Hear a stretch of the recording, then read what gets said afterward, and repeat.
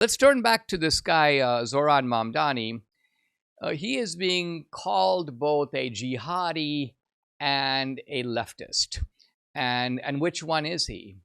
I think he's more of a leftist than he is a jihadi, although it should be said, this guy is completely in bed, if you will, with CARE, with the Ilhan Omars of the world. AOC, of course, is enthusiastic about him, but AOC is a really good example. AOC really isn't exactly a jihadi, but AOC is a leftist.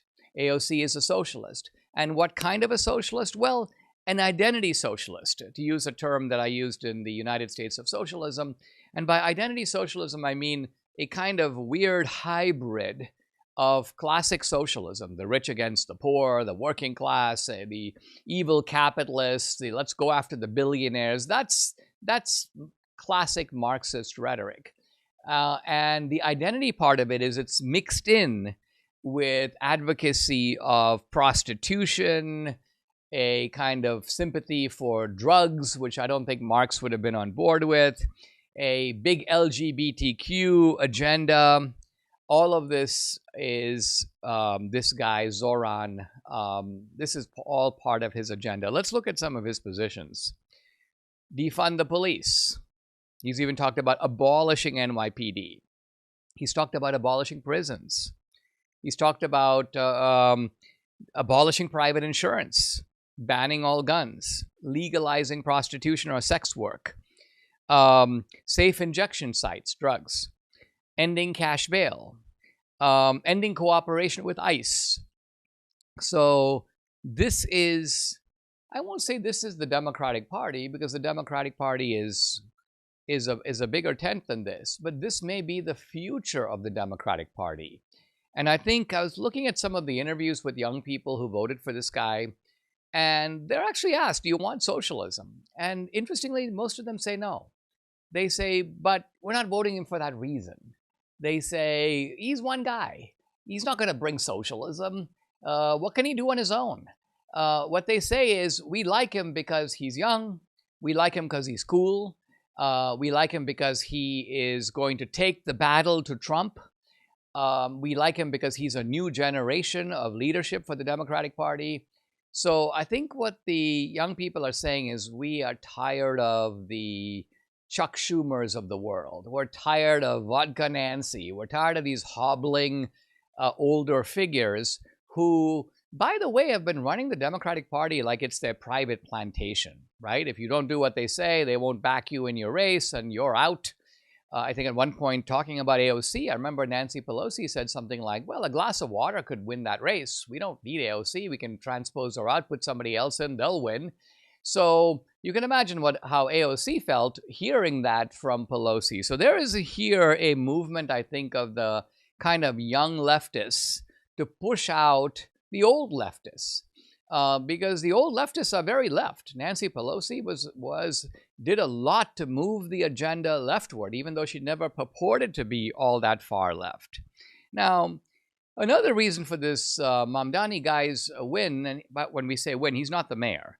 He won the Democratic primary, but of course New York is a Democratic state, is he won over Andrew Cuomo, the former governor. And I'm not going to be one of these guys, although I think Andrew Cuomo would have been better than this guy. Andrew Cuomo is horrible. I mean, Andrew Cuomo is, think of what Andrew Cuomo did under COVID. You remember dispatching, basically letting all those people die in old folks' homes? This guy could potentially have been prosecuted for all that. And so I'm not going to shed any tears or show any sympathy for Andrew Cuomo. I also think that Mamdani is defeatable.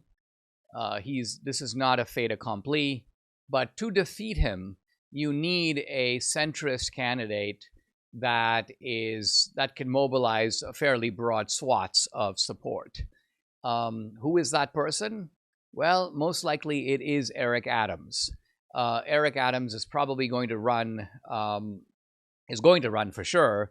And there are other candidates, Curtis Sliwa and some others. I just don't know if the other candidates have the ability to mobilize a coalition against this guy Mamdani. But look, either way, New Yorkers get to dig their own grave. And when I say dig their own grave, what I mean is New Yorkers get to decide if they want to go the way of, say, San Francisco. San Francisco, once beautiful city, has in effect been ruined. And I don't think it's going to really come back. New York is not there yet. New York is teetering, right? New York has not been run all that well.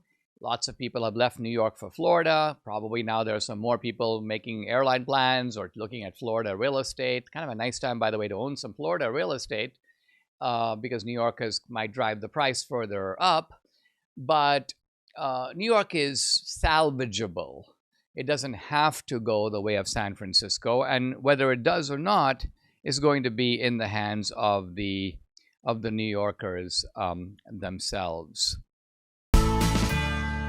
Trump country is booming.